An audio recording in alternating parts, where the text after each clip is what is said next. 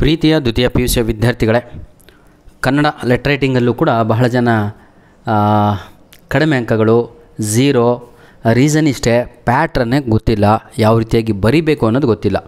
ಏನೂ ಇಲ್ಲ sir, copy ಮಾಡಿ ಬರೆದ್ರೆ ನಿಮ್ಮ ಪತ್ರ ರೆಡಿ ಆಗುತ್ತೆ. ಅದನ್ನು ನಾನು ಇವತ್ತು ನಿಮಗೆ ತೋರಿಸ್ಕೊಡ್ತೇನೆ. ಈ ಲೆಟರ್ ರೈಟಿಂಗಲ್ಲಿ ಎರಡು ರೀತಿ ಲೆಟರ್ ಇದೆ. ಒಂದು ಇನ್ಫಾರ್ಮಲ್ ಲೆಟರು, ಇನ್ನೊಂದು ಫಾರ್ಮಲ್ ಲೆಟರ್. ಇನ್ಫಾರ್ಮಲ್ ಲೆಟರ್ ಅಂತ ಹೇಳಿದರೆ ಈಗ ನಾನು ನಿಮಗೆ ಡಿಸ್ಪ್ಲೇ ಮಾಡಿದ್ದೀನಲ್ವ, ಅದು ಇನ್ಫಾರ್ಮಲ್ ಲೆಟರ್ ಆಗುತ್ತೆ. ಯಾಕಾಗತ್ತೆ ಅಂತ ಹೇಳಿದರೆ, ಇನ್ಫಾರ್ಮಲ್ ಲೆಟರ್ ಅಂದರೆ ಅರ್ಥವೇನು? ನನ್ನ ಪ್ರೀತಿಯ ಮಕ್ಕಳೇ, ತಂದೆ ತಾಯಿಗಳಿಗೆ ಪತ್ರವನ್ನು ಬರೆದರೆ, ನಿಮ್ಮ ಗೆಳತಿಗೆ ಪತ್ರ ಬರೆದರೆ, ನಿಮ್ಮ ಅಣ್ಣನಿಗೆ, ತಮ್ಮನಿಗೆ, ಇದನ್ನು ನಾವು ಖಾಸಗಿ ಅಲ್ವಾ, ನಮ್ಮದೇ. ಇದು ವ್ಯಾವಹಾರಿಕ ಅಂತ ಹೇಳಿದರೆ ಆಫೀಸ್ ಲೆಟರ್ ಬರೆಯುವಂಥದ್ದಾಗಿರ್ಬೋದು, ಪ್ರಿನ್ಸಿಪಾಲಿಗೆ ರಜೆ ಕೇಳೋದಾಗಿರ್ಬೋದು, ಹೀಗೆ ಬಿ ಆಫೀಸಿಗೆಲ್ಲ ಪತ್ರ ಬರೆಯೋದು, ಅಥವಾ ಏನಂತೀರ ಮುನ್ಸಿಪಾಲ್ಟಿಗೆ ಒಂದು ಪತ್ರವನ್ನು ಬರೆಯುವಂಥದ್ದಾಗಿರ್ಬೋದು, ಅಬಕಾರಿ ಇಲಾಖೆಗಳಿಗೆ ಅಥವಾ ಫಾರೆಸ್ಟ್ ಆಫೀಸರ್, ಇಂತಹ ಪತ್ರಗಳಿಗೆ ನಾವು ಅಫಿಷಿಯಲ್ ಲೆಟರ್ಸ್ ಅಂತ ಕರಿತೀವಿ, ಅಂದರೆ ಫಾರ್ಮಲ್ ಲೆಟರ್ ಅಂತ ಹೇಳ್ತೀವಿ. ಹಾಗಿದ್ರೆ ಮೊದಲು ನೀವು ಪ್ರಶ್ನೆ ಪತ್ರಿಕೆಯಲ್ಲಿ ಕೊಟ್ಟಿರೋದನ್ನು ಓದಬೇಕಾಗತ್ತೆ. ಓದಿದಾಗ ಮಾತ್ರ ಕರೆಕ್ಟಾಗಿ ಉತ್ತರ ಬರಿಬೋದು. ಯಾಕಂದರೆ ನಾನೀಗ ಹೇಳಿದೆ ನಿಮಗೆ ಕಾಪಿ ಆ್ಯಂಡ್ ರೈಟ್ ಅಂತ, ಪ್ರಶ್ನೆಯಿಂದಲೇ ಕಾಪಿ ಮಾಡಿ ಬರೆಯುವಂಥದ್ದಾಗಿರುತ್ತೆ. ಇಂದ ಅಂತ ಮೊದಲನೆಯ ನಮ್ಮ ಭಾಗ ಪತ್ರದ್ದು. ಇಂದ ಅಂತ ಹೇಳಿದರೆ ಫ್ರಮ್ ಅಂತ, ಆಯಿತಾ? ನೋಡಿ, ಈಗ ರಾಜು, ರಮ್ಯಾ. ನೀವು ಹುಡುಗ ಆಗಿದ್ದರೆ ರಾಜು ತಗೊಳ್ಳಿ, ಹುಡುಗಿ ಆಗಿದ್ದರೆ ರಮ್ಯಾ ತಗೊಳ್ಳಿ. ಇಲ್ಲ ಸರ್ ನಾನು ಹುಡುಗಿನೇ ಇಷ್ಟ ಅಂದರೆ ಹುಡುಗರು ಕೂಡ ರಮ್ಯಾ ಅಂತ ಬರ್ಕೊಂಡು ಒಳಗಡೆ ಪೂರ್ತಿ ನೀವು ಹುಡುಗಿ ಆಗಿಯೇ ಪತ್ರವನ್ನು ಬರಿಬೇಕಾಗತ್ತೆ, ರಮ್ಯಾ ಅಂದ್ಕೊಂಡು, ಆಯಿತಾ? ರಾಜು ಅಂತ ಹುಡುಗ ತಗೊಂಡ್ರೆ ನಿಮ್ಮ ಮಗ ಅಂತ ಅಥವಾ ನಿನ್ನ ಗೆಳೆಯ ಅಂತ ಬರಿಬೇಕಾಗತ್ತೆ, ಅಥವಾ ನಿನ್ನ ಗೆಳತಿ ಅಂತ. ಈ ರೀತಿಯಾಗಿ ಸ್ವಲ್ಪ ವ್ಯತ್ಯಾಸ ಇರುತ್ತೆ, ಅದನ್ನು ನೋಡಿಕೊಂಡು ಬರೀರಿ. ಬನ್ನಿ ಸರ್, ಈಗ ನಿಮ್ಮ ಹೆಸರು ರಾಜು ಅಂತ ಅಥವಾ ರಮ್ಯಾ ಅಂತ ಅಂದ್ಕೊಳ್ಳಿ. ನೀವು ದ್ವಿತೀಯ ಪಿ ಯು ಸಿ ಕುವೆಂಪು ಪದವಿ ಪೂರ್ವ ಕಾಲೇಜು, ಜಯನಗರ, ಮೈಸೂರು. ಕ್ಲಿಯರ್? ನೀವೆಲ್ಲಿ ಓದ್ತಾ ಇದ್ದೀರಾ? ಮೈಸೂರಿನಲ್ಲಿ ಓದ್ತಾ ಇದ್ದೀರಾ. ಇಷ್ಟು ನೆನ್ಪಿಟ್ಕೋಬೇಕು. ಇದನ್ನೇ ಕಾಪಿ ಮಾಡಿ ಕೆಳಗಡೆ ಇಂದ ಜಾಗದಲ್ಲಿ ಬರೀಬೇಕು. ನೋಡಿ, ರಾಜು, ಕುವೆಂಪು ಪದವಿ ಪೂರ್ವ ಕಾಲೇಜು, ಜಯನಗರ, ಮೈಸೂರು.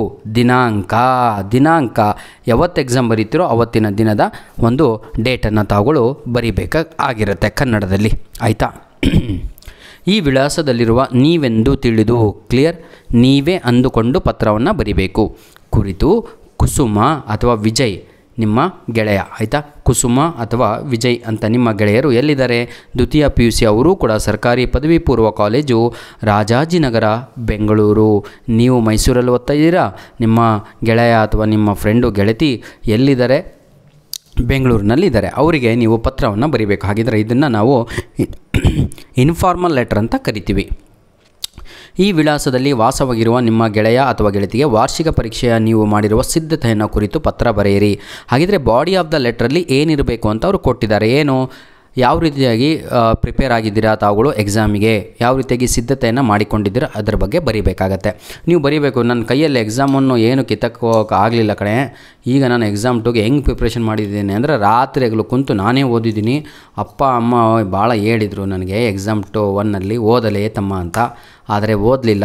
ಈಗ ಎಕ್ಸಾಮ್ 2ಗೆ ಐ ಪ್ರಿಪೇರ್ಡ್ ವೆಲ್ ಅಂತ ಹಾಕಿ ಬರೀಬೇಕು. ಬನ್ನಿ ಸರ್ ನೋಡೋಣ. ನಾನು ಇಲ್ಲಿ ನೋಡಿ, ಈಗ ಮೊದಲನೇದಾಗಿ ಇಂದ ಬರೆದ್ರೆ ಫ್ರಮ್ ಅಂತ ಬರ್ಕೊಂಡ್ರಿ. ಈಗ ಇಲ್ಲಿ ಸ್ಯಾಲ್ಯುಟೇಷನ್ ಪಾರ್ಟ್ ಬರೀಬೇಕು, ಆಯಿತಾ? ನನ್ನ ಪ್ರೀತಿಯ ಗೆಳೆಯ ಅಥವಾ ನನ್ನ ಪ್ರೀತಿಯ ಗೆಳತಿ, ಅದನ್ನೇ ಬರೀರಿ. ನಿಮಗೆ ನಲ್ಮಯ ಅಂತ ಹೋಗಿ ಏನೇನೋ ಬರೆದ್ರೆ ಭಾಳ ಕಷ್ಟ, ಒತ್ತು ದೀರ್ಘ ಏನೇನೋ ಆಗ್ಬಿಡ್ತಾವೆ ನಿಮ್ಮವು. ಪ್ರೀತಿಯ ಗೆಳೆಯ ಅಂತ ಬರೆದು, ನಾನು ಇಲ್ಲಿ ಆರೋಗ್ಯವಾಗಿದ್ದೇನೆ, ನನ್ನ ವಿದ್ಯಾಭ್ಯಾಸ ಚೆನ್ನಾಗಿ ನಡೆದಿದೆ, ಇಲ್ಲಿ ನನಗೆ ಉತ್ತಮ ಅಭ್ಯಾಸ ಮಾಡಲು ಗೆಳೆಯರು ದೊರಕಿದ್ದಾರೆ, ನೀನು ಕ್ಷೇಮವೇ, ನಿನ್ನ ವಿದ್ಯಾಭ್ಯಾಸ ಹೇಗೆ ನಡೆದಿದೆ ತಿಳಿಸು. ಇದು ನಿಮಗೆ ಒಂದು ರಿಟರ್ನ್ ಪತ್ರ ಬಂದಾಗ ಇದ್ರ ಬಗ್ಗೆ ಎಲ್ಲ ಅವರು ಹಾಕಿ ಕಳಿಸ್ತಾರೆ. ಈಗ ನೀವು ಬರೀಬೇಕಾಗಿರೋದು ಇಲ್ಲಿಂದ ನಿಮಗೆ ಅಂಕಗಳು ಸಿಗುತ್ತೆ. ಬನ್ನಿ. ನನ್ನ ಪ್ರೀತಿಯ ಗೆಳೆಯ ಅಥವಾ ಗೆಳತಿ, ವಾರ್ಷಿಕ ಪರೀಕ್ಷೆಯು 2025ನೇ ಮಾರ್ಚ್ ತಿಂಗಳಿನಲ್ಲಿ ನಡೆಯಲಿವೆ. ಪರೀಕ್ಷೆಗಳು ನಮ್ಮ ಜ್ಞಾನವನ್ನು ಅಳೆಯುವ ಮಾನದಂಡಗಳಾಗಿವೆ ಹಾಗೂ ಅವು ನಮ್ಮ ಜ್ಞಾನದ ಕ್ಷಿತಿಜವನ್ನು ವಿಸ್ತರಿಸುವ ಪ್ರಕ್ರಿಯೆಗಳಾಗಿವೆ. ನೋಡ್ರಪ್ಪ, ಇಷ್ಟು ಸಣ್ಣದಾಗಿ ಬರೆಯೋಕ್ಕೆ ಹೋಗ್ಬೇಡ್ರಿ, ಕನ್ನಡನೇ ಬರಲ್ಲ ನಮ್ಮ ಇಂಗ್ಲೀಷ್ ಮೀಡಿಯಂ ಮಕ್ಕಳಿಗೆ. ನೀವು ನೀಟಾಗಿ ಬರೀರಿ. ನನ್ನ ವಾರ್ಷಿಕ ಪರೀಕ್ಷೆಯು 2025ನೇ ಏಪ್ರಿಲ್ ತಿಂಗಳು ಎಕ್ಸಾಮ್ 2 ನಡೆಯಲಿದೆ. ಪರೀಕ್ಷೆಗಳು ನಮ್ಮನ್ನು, ಹೌದಲ್ವಾ, ಒಂದು ಒಳ್ಳೆಯ ಮಟ್ಟಕ್ಕೆ ತೆಗೆದುಕೊಳ್ಳುತ್ತವೆ. ಈ ಪರೀಕ್ಷೆಯು ನನ್ನ ಜೀವನವನ್ನು ರೂಪಿಸಿಕೊಳ್ಳುವಂತಹ ಪರೀಕ್ಷೆಯಾಗಿದೆ. ಎಕ್ಸಾಮ್ 1ನಲ್ಲಿ ನಾನು ಏನು ಕಿತ್ತಾಕಲಿಲ್ಲ. ಎಕ್ಸಾಮ್ 2ನಲ್ಲಿ ಇವತ್ತು ಸಾಧನೆಯನ್ನು ಮಾಡಲು ಬಂದಿದ್ದೇನೆ ನನ್ನ ಪ್ರೀತಿಯ ಗೆಳೆಯ. ನಾನು ಪರೀಕ್ಷೆ ಸಾಕಷ್ಟು ತಯಾರಿಯನ್ನು ನಡೆಸುತ್ತಿದ್ದೇನೆ. ಪ್ರತಿದಿನ ಮುಂಜಾನೆ 5 ಗಂಟೆಗೆ ಎದ್ದು ಓದುವ ಹವ್ಯಾಸವನ್ನು ನಾನು ಬೆಳೆಸಿಕೊಂಡಿದ್ದೇನೆ ಅಥವಾ ರೂಢಿಸಿಕೊಂಡಿದ್ದೇನೆ. ಆಯಿತಾ, ಈ ರೀತಿಯಾಗಿ ಬರಿಬೇಕಾಗತ್ತೆ. ಇಲ್ಲಿ 5 ಅಂತ ಇದೆ, ತಾವುಗಳು 4 ಬರಿಬೋದು. ಮತ್ತು 7, 8ಕ್ಕೋ ಹೇಳ್ತಾ ಇದ್ದೀನಿ, ಈಗಲೂ ಆಗ್ತಾಯಿಲ್ಲ ಅಲ್ಲ. ಪ್ರಿಪ್ರೇಷನ್ ಯಾವ ರೀತಿಯಾಗಿ ಒಳ್ಳೆ ಆಯಿತಾ ಪಾಸಿಟಿವ್ನಲ್ಲಿ ಬರಿಬೇಕಾಗತ್ತೆ. ನೋಡಿ, ನಾನು ದಿನಾಲು 6 ತಾಸು ಅಭ್ಯಾಸವನ್ನು ಮಾಡುತ್ತಿದ್ದೇನೆ. ಈಗಾಗಲೇ ನಡೆದ ಪ್ರಥಮ PUC ಅರ್ಧವಾರ್ಷಿಕ ಪರೀಕ್ಷೆಯಲ್ಲಿ ಹೆಚ್ಚಿನ ಅಂಕಗಳನ್ನು ಪಡೆದುಕೊಂಡಿದ್ದೇನೆ. ಈ ರೀತಿಯಾಗಿ ನಾನು ಆಯಿತಾ ಎಫರ್ಟನ್ನು ಹಾಕ್ತಾಯಿದ್ದೇನೆ ಅಂತ ಎಲ್ಲದೂ ಬರಿಬೇಕ್ರಿ. ಇಂಥ ಸರಳವಾದ ವಿಷಯಗಳನ್ನು ಓದುತ್ತಿದ್ದೇನೆ. ಎಲ್ಲ ವಿಷಯಗಳಲ್ಲಿ ಸರಿಸಮಾನವಾದ ಆದ್ಯತೆಯನ್ನು ನೀಡುತ್ತಿದ್ದೇನೆ. ವಾರ್ಷಿಕ ಪರೀಕ್ಷೆಯಲ್ಲಿ ಅತ್ಯುತ್ತಮ ಶ್ರೇಣಿಯಲ್ಲಿ ಉತ್ತೀರ್ಣವಾಗಬೇಕೆಂದು ನಾನು ಕನಸನ್ನು ಕಂಡಿದ್ದೇನೆ. ಆಕಾಂಕ್ಷೆಯನ್ನು ಹೊಂದಿದ್ದೇನೆ. ಆಕಾಂಕ್ಷೆ ಹೋಗಿ ಏನನ್ನ ಕಾಂಕ್ಷೆ ಬರೆದು ಬಿಡ್ತೀರಪ್ಪ. ನಾವು ವ್ಯಾಲ್ಯೂಯೇಷನ್ ಹೋದಾಗ ಎಲ್ಲ ನೋಡಿದ್ದೀವಿ.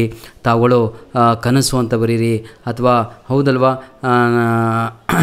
ಒಟ್ಟಿನಲ್ಲಿ ಎಲ್ಲ ಪರೀಕ್ಷೆಯ ಸಿದ್ಧತೆಯು ತೃಪ್ತಿಕರವಾಗಿ ನಡೆದಿದ್ದು, ಪರೀಕ್ಷೆಗಳು ಮುಗಿದ ನಂತರ ಊರಿಗೆ ನಾನು ಬರುತ್ತೇನೆ.